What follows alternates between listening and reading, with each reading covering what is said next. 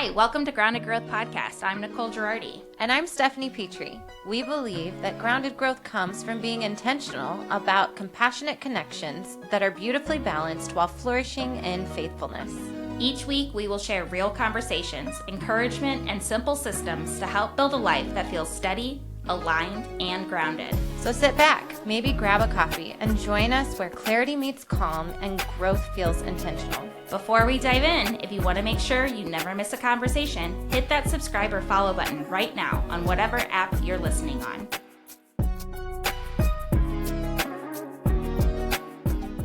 Hi friends, welcome back for the Grounded Growth Podcast, where we are diving into our weekly reset system. Reminder, you can find the link for that down in our show notes. You can download it and fill it out as we go. We are on to our next step, which is step 2, prioritize. And so when we are prioritizing, we've already done our reflection portion of the reset.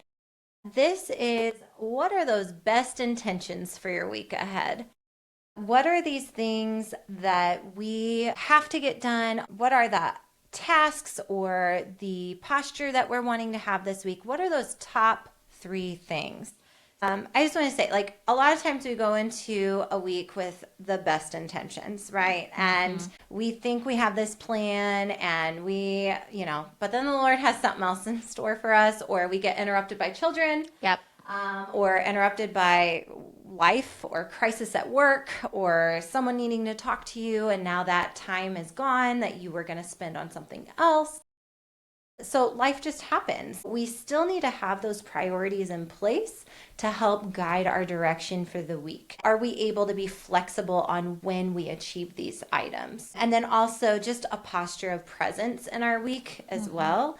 And when we reflected, we also talked about how you're going to have that reminder piece. We talked about having a scripture or some type of encouraging words to help you through your week. And so, I just think that when we are setting the priorities for the week, it's setting you up for your week. Yeah, I think that kind of getting rid of pressure and you're bringing clarity into your week is kind of a nice way of putting it, is that all of those to-do lists, because I know I'm a to-do list person, and we have 106 different things on our to-do list, and that pressure is what really gives me anxiety immediately. Like how am I going to get this done?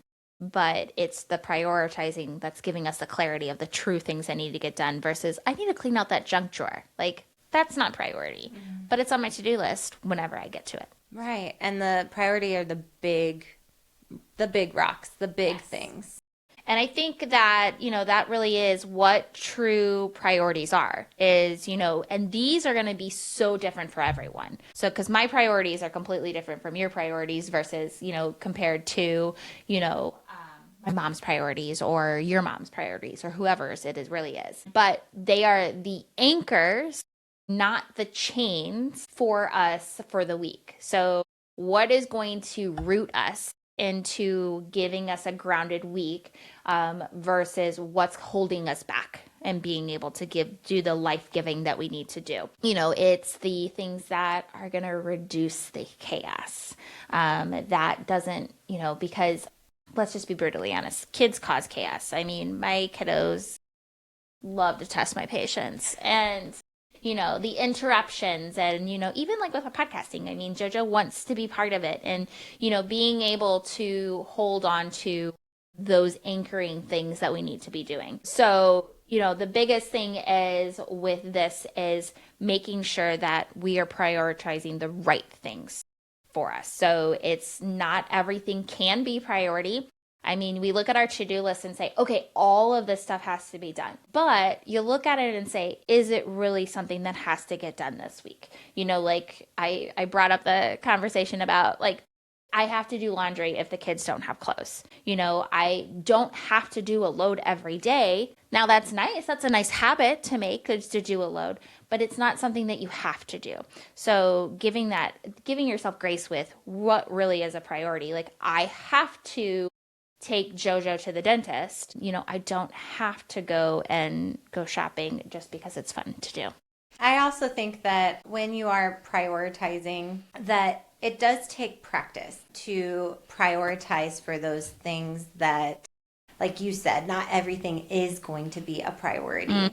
Not everything needs your immediate attention for that week. But I do have a question. Do you set a priority for your week and then it's actually a task or a event or appointment that is done, and then do you replace it with another priority, or do you have just the 3 for that week and it's done? That's a good question. So what I do is that so my priorities are my the non-negotiables. So those may fall on all three different days.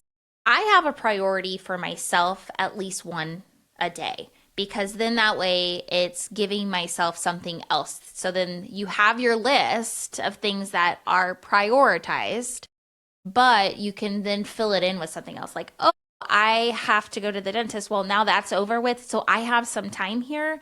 You can pull something else in that's a priority for you. It's not like, oh, I only set 3 and then I don't have to do anything for the rest of the week. I wish that was the case. But I feel that I dive a little bit deeper into my priorities, that I have a priority every day, where these are, for grounded growth, for Ghirardi agency and the Ghirardi household. I have a priority for each of my categories. That it may be something super easy, like last night, it was just making sure that our outline for our podcast was cleaned up. So that didn't take long, But my priority yesterday for work was I had to do my training. That took 3.5 hours. So, giving that, each priority is going to have different timing too, but I had to get both of those things done. So then that way and then of course my priority for Ghirardi household was movie night. So, it was but it was our family time that I had to get done. And that's like the non-negotiables. I think that that's incredibly important to notice, is to schedule rest is important, but also I kind of did what you said too, where I had my priorities for the week set, but then something happened to where an appointment needed to be changed. So then I had this gift of time. Yes. So then I was able to get one of my priorities done completely. And then it opened up 2 more time slots for me for that week. So Yeah. I was able to look at my to-do list and kind of weigh could I add this into this time slot for the week, and actually get ahead even more. Yes. And then sometimes you need to just say, well, it's done and I can use this for some rest or some quality time with somebody. So Exactly. I think that's another great thing, or a great aspect of the weekly reset, is to be able to see these as blocks of time or things that you can shift around to match what your life actually ends up being that week. 100%. And that's where it's a good thing to have your to-do list, because that to-do list is going to then give you the opportunity of, do I want to use my extra time now that my priority is done to check something off my to-do list, or rest, which I don't do enough, but and that's where you that you get to make that decision. So that's the nice thing on there. But those are the absolutely have to do things that you have to do during the week. You may have more than 3 priorities. It's just good to set at least 3, but you may have more priorities. We have a lot of things going. You have the women's ministry stuff. So that's a priority, and that there's something each week. We have priorities as being a mother and a wife, so you may have to realize, okay, well, maybe there is a little bit more of my priorities, but at least having 3 is kind of really important. So we are going to now dive into the 3 questions as you are going through the weekly reset step 2 of priorities. What absolutely must get done this week? The non-negotiables. Yeah. This has to happen. And so what I try to do with the weekly priorities, these are the ones that I try to honor throughout the week. Okay, so sometimes it is a task or an appointment, but most of the time it's, where am I dedicating my time and energy? Because under that priority might be a lot of action steps. And so what is this thing, these top 3 things that I am going to be spending my time and energy on? And then also, like you said earlier about daily priorities, it really is kind of getting into a kind of a daily focus as well. And so what are you going to be accomplishing that day? And that noticing that these can shift as well. Are they tied to your weekly priorities? Especially if it's something a little more broad, like I used quality time with family. That can look in a lot of different ways. And so I was able to kind of combine a couple things because I needed to bake some things that week for an event. And so I was able to have quality time with Travis, and he baked with me. And so we were kind of able to knock out both of them at the same time. So so I think that was also a great way of trying to figure out like what absolutely needs to get done. That's going to help you with your top 3. And I think a lot of this, if you're a planner person, this is nice to have your planner because then you can really see what's going on in your week of being able to find out what your priorities are and to time block those into there. And to just plant another seed, we are working on a planner for grounded growth. So that will come in later months. Yes, soon. So excited about that. But yes, and that's really kind of the thing with the non-negotiables is like, even if it's like you said, broad, like our priority is we have to work, like, so you're time blocking each day of what is my work time versus what time do I have to spend quality time, or where do I have my Bible study or church service, and being able to put all of those things and see it visually, writing it down. I feel like there's such a thing with writing something down versus typing it onto a phone that embeds it into, these are the things I have to get done. And I also find that I'm like, I completely forgot that I had this scheduled and this scheduled. Like, I mean, out of nowhere, we're going to the Fox and I'm like, well, I need to order JoJo tights, and we need to make sure we have shoes. So it's a nice little refresher then to really make sure that you're writing in all of the tasks that need to get done for that kind of thing. And I also would challenge you to kind of set aside time to discuss this as a family. Even if you are talking about your personal tasks and priorities, it is so important as a family unit to know what is going on this week. We've made this a habit as a family on the way to church. Actually, we changed it because we wanted to start prepping for worship better. So we'll pull up the bulletin and we'll read the sermon scripture on the way to church, and then we'll pray for our pastor and kind of prep for the service. But on the way home is when we will go through our week together.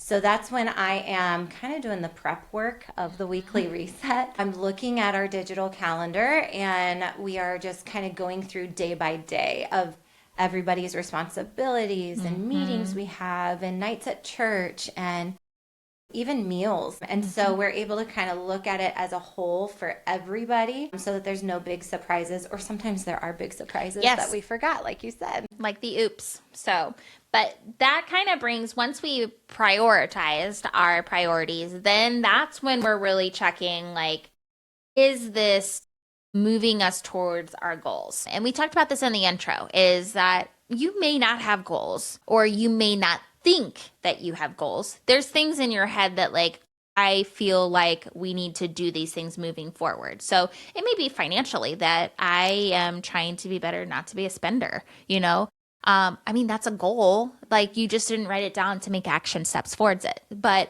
it's, what are you prioritizing the things that need to align to your goals?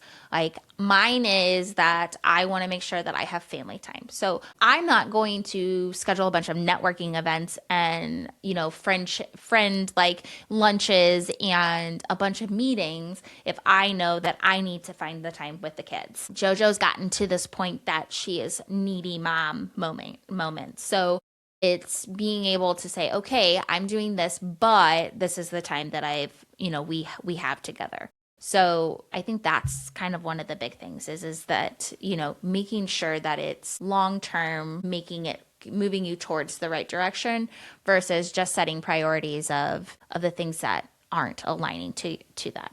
One of my goals was to allow myself to be more invested in the things I have already said yes to.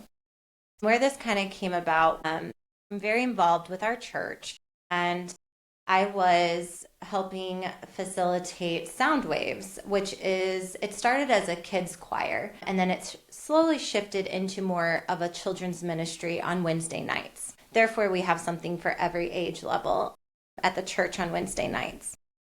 It has been very successful and it's been wonderful for the families, but I started feeling like this is not an area where I have been called as much as I was. And part of that is because I was asked to direct our women's ministry. With women's ministry, I was just loving being able to build deeper relationships with the women of our church, being able to help in practical ways, but also being able to encourage them spiritually, being able to be a bridge for others where there might be some crisis or need arises, and I'm able to say, I know so-and-so has already been there, to allow some discipleship opportunities. Like, this has been just making my heart so happy. And so realizing that the Lord called me into women's ministry on purpose. Yes, I had to say no to something else because I'm also on the praise team at church, and I help out anywhere I can, really. So I decided to step back from Sound Waves.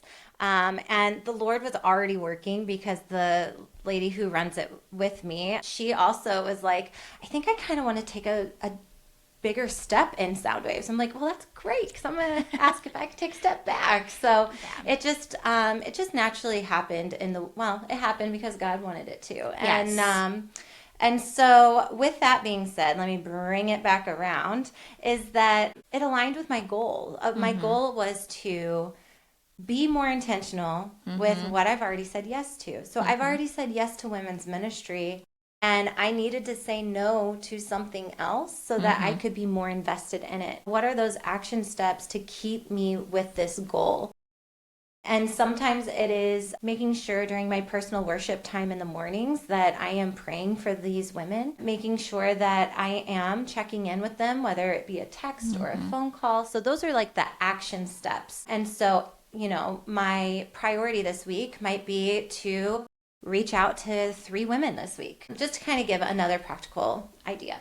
And super grateful that you are into women's ministry because you're bringing it to Grounded Growth. So God had a purpose for you. That's for sure. Yeah. I mean, it's really just taking the time to invest in your future. It is the day in and day out. It is the weekly, like, we're prioritizing, but we're taking the time to prioritize the things that we're doing because we're investing in our life and that of the future that we want, that we're supposed to be. So. And then we have our third and final area, and that is, what 3 things would make my week successful? So this is the gut check question. I love the term work first, then play, which is Stephen Covey's 7 Habits of Highly Effective People. And for schools, it was the 7 Habits tree and all that. So anyway, but work first, then play is kind of how I look at it. These things need to happen in order for me to have the celebrations and the peace and the clarity that I am seeking. And having a hope for the celebrations and the wins that I have. It also forces me to do the things that I like to push down on my to-do list. Yeah, there is an amazing book that anyone that has ever talked to me, I talk about it, is called Eat That Frog. And that this book talks about that we push the priority things, we push them down because it's so much work and so much energy that we have. By the time we get to it, we don't have the energy to do the things. So you eat that frog first thing in the morning of the things that you need to get done are the high energy, when you have the most energy in doing the things that you do. I highly recommend it for procrastinators too, because it's an amazing book. Super easy read. Okay. But yeah, I mean, it sounds disgusting. It's, you don't literally eat the frog, but it sounds very wise. How do you eat an elephant? Okay, so these animals. We'll just have to write our own book about it. Cow. Yeah, beef is good. Okay. But yeah, I mean, I think that's really what it is where is it making it successful? I mean, it's celebrating those wins because we want to make sure that we're succeeding and we feel good. And that just simplifying what matters. Don't make it complicated. I think that's really where, like, if you have 17 priorities, first off, that is an odd number. We don't do odd numbers, okay? Nicole doesn't do odd numbers. And they need to be evenly divided in the 7 weeks. So, I mean, it does have to be a denominator of 7, okay? Or maybe 5 if business, but I mean, just there's I'm a numbers. music teacher. I only count to 4, sometimes 8. Those are even for you, right? Yes, they're even. But it's just bringing it to simplicity and not making it so crazy and making it too much for you. Because if you look at your week and it's not even Monday and you have too many priorities, how successful are you going to be? And that's where fine tune it, break it down, chunk by chunk, eat that frog, eat an elephant, whatever you want to say. But I feel like that's what we need to do. Eat the cake. Eat the cake. Oh, no, I guess that wouldn't get the analogy. Yeah. So how do we actually use priorities? That's a good question. Well, I'm going to tell you the first thing you have to do is you got to write them down. Yes. Because I am a firm believer.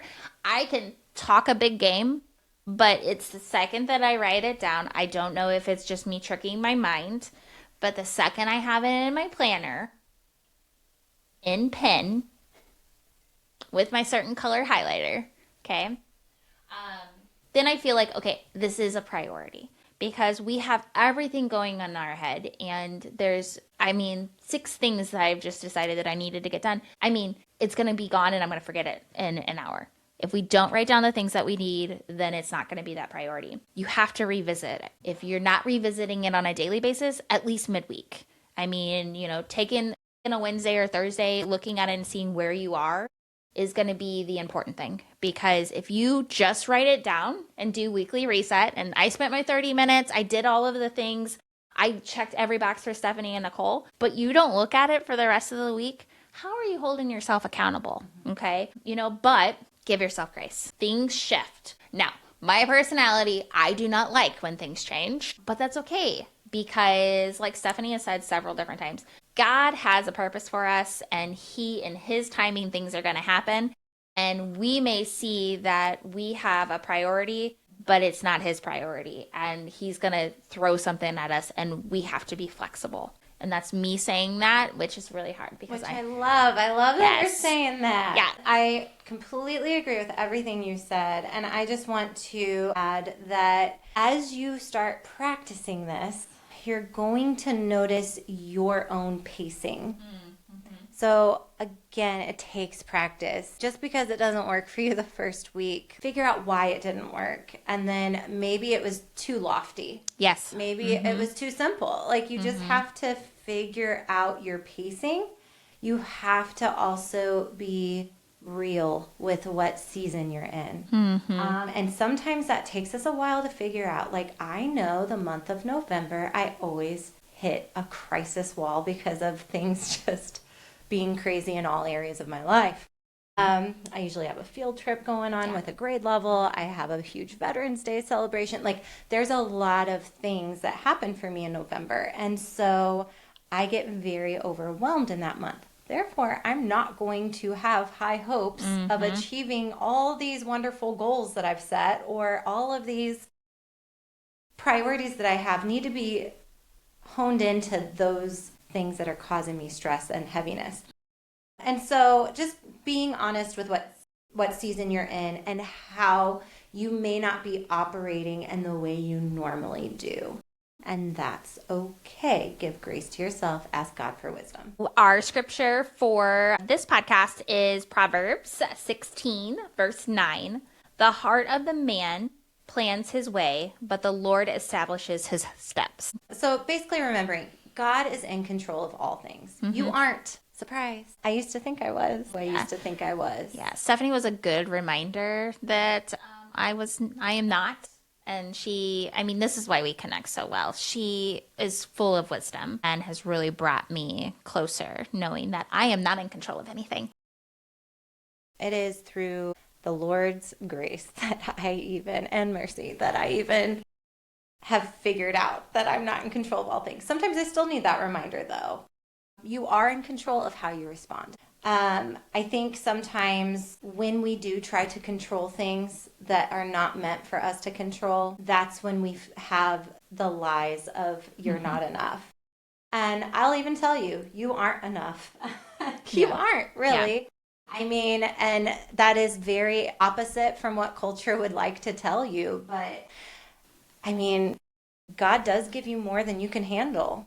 He just doesn't give you more than you can handle without him. Correct. And you are enough in Christ. And so reminding yourself of what is actually true versus what you feel like is true is important.